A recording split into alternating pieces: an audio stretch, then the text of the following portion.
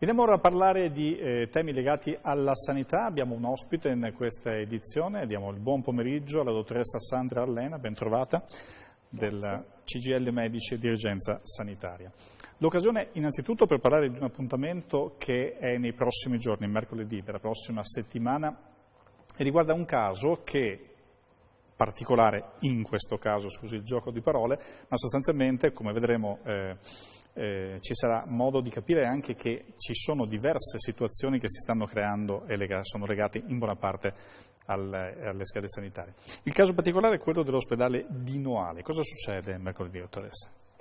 L'ospedale di Noale è stato in questo momento, si è deciso per un'abolizione della lungodegenza, che è un reparto che permette le cure a una fascia di pazienti che di fatto sono difficilmente collocabili sia nel campo degli acuti che nel campo degli ospedali di comunità. 74 posti in meno di punto in bianco sarebbe questo? 74 posti in meno di lungodegenza, che si occupa in questo momento a Noale attivamente di riabilitazione di varie fasce di patologia, come per esempio, al di là di patologie come le fratture di femore, la riabilitazione quindi dell'osteopatico e del traumatologico, della riabilitazione del cardiochirurgico con sostituzioni valvolari, ma anche di altre fasce importanti come i comi, gli stati vegetativi persistenti, sempre pazienti che è difficile collocare in una situazione di ospedale di comunità, perché magari hanno bisogno di quell'assistenza medica in più. Che differenze quindi ci sarebbero con l'ospedale di comunità? Una anche molto pratica, se vogliamo. Sì, quella pratica è che l'ospedale di comunità ha un limite temporale, se vogliamo parlare proprio dell'aspetto pratico che può interessare l'utente nell'immediato, cioè dopo circa 4-6 settimane il soggiorno nell'ospedale di comunità è un soggiorno che va pagato, cioè ha un costo diurno. Questo è il risvolto pratico, poi ci sono risvolti che riguardano anche l'assistenza che metterei in evidenza, cioè il paziente che magari ha il medico soltanto per un tot di ore al giorno, ecco, quindi deve essere un paziente molto indipendente per certi versi. E certamente tra questi casi, diciamo, trattati in questo periodo, perché poi appunto si è arrivati a questo spazio, a questi posti, questi 74 posti, con anni e anni di esperienze continue. Certo, ricorderei anche che l'ospedale di Noale si occupa anche di cure palliative, che in questo momento, con tutto ciò che è stato elaborato sulla fine vita e sui diritti del paziente come testamento biologico, ha un'importanza fondamentale.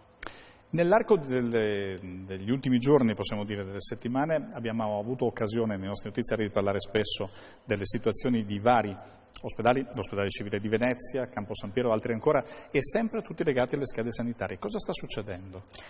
Ci sono state delle scelte che hanno imposto dei tagli a livello di schede ospedaliere e dei cambiamenti abbastanza, diciamo, tangibili, come per fare un esempio Venezia, la parte della lungodegenza è diventata anche qui ospedale di comunità, ma ci sono state anche delle comunicazioni un po' discordanti. Venezia è un settore che ha una grande attività, per esempio del polo di emergenza, cosa che non sento frequentemente mettere in evidenza e che poi è stata alla base di tutta la sommossa che c'è stata dopo la declassificazione. Adesso abbiamo ottenuto un buonissimo risultato a farlo riclassificare, non basta questo perché bisogna investire anche su altri aspetti, questo per tutta la ASL. Anche Dolo, Mirano sono stati sottoposti a dei tagli, e anche Chioggia, che tra l'altro Chioggia, citerei un fatto banalissimo, che non ha il treno per esempio, cioè come collegamenti pubblici, trasporti pubblici è un po' penalizzata, per cui mettiamo in condizione i residenti di Chioggia e dintorni di vedersi venir meno una struttura sanitaria importante, un punto di raccolta importante. Ecco, Venezia in particolare aveva avuto già nei mesi scorsi, anche dal dicembre scorso, ulteriori penalizzazioni, diciamo. Sì, Venezia ha diciamo così, una collocazione logistica e geografica particolare, è un ospedale che è in mezzo all'acqua. È un ospedale che ospita tantissimi pendolari, anche perché a Venezia, cioè il bacino dei cittadini, diciamo, di Venezia, è comunque un bacino, diciamo, che come fascia d'età è un po' più alta rispetto ai dintorni. Quindi molti vengono a lavorare a Venezia da fuori. Diciamo che anche il fatto logistico dei trasporti dei pendolari a Venezia risentirebbe in positivo di un miglioramento, per esempio dei punti di trasporto verso l'azienda, verso l'ospedale più semplici, non solo ma anche i pazienti ovviamente, che comunque hanno un servizio di ambulanze molto attivo e molto efficace. Quindi il polo di emergenza di Venezia, diciamo, io lo esalterei in modo io ci lavoro a Venezia, ma lo esalterei perché per la logistica che ha va anche abbastanza bene grazie al sacrificio e all'impegno di tutti coloro che ci lavorano dentro. Ecco, e su questo è uno dei punti, diciamo, conclusione della nostra chiacchierata, e riguarda in particolare gli organici, che resta appunto un problema abbastanza grosso.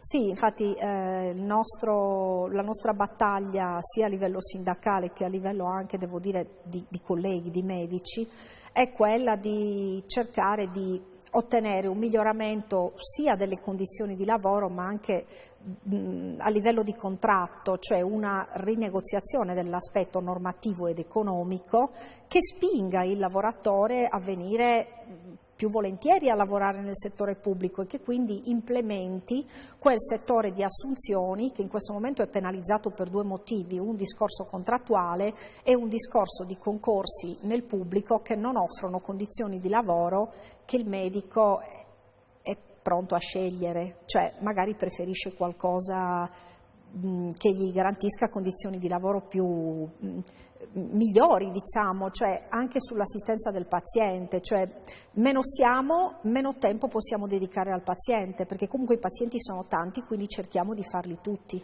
E quota 100 quanto incide in questa situazione? Quota 100 è una scelta che è stata fatta per fare in modo di rendere meno pesante quello che era l'età pensionabile che andava sempre in rialzo.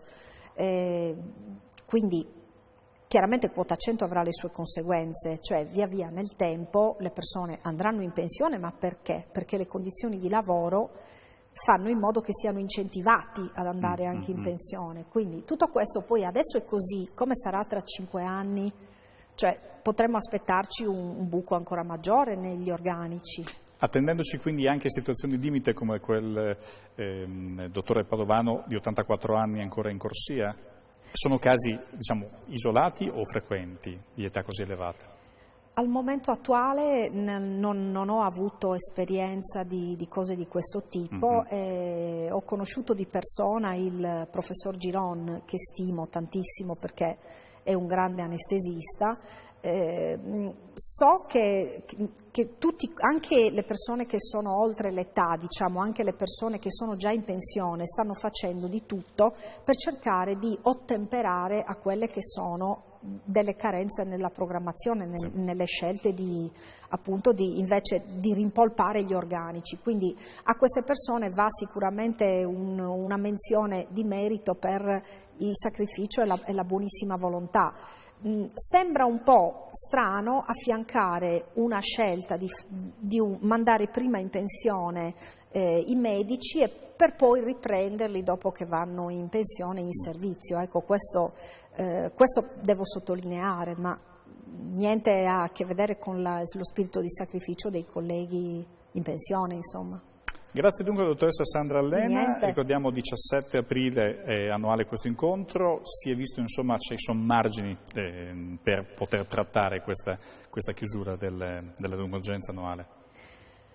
Speriamo di sì, perché questa è una scelta onerosa per l'utenza e per i dipendenti. Per l'utenza perché Noale è comunque un punto di riferimento per la riabilitazione per la lungodegenza.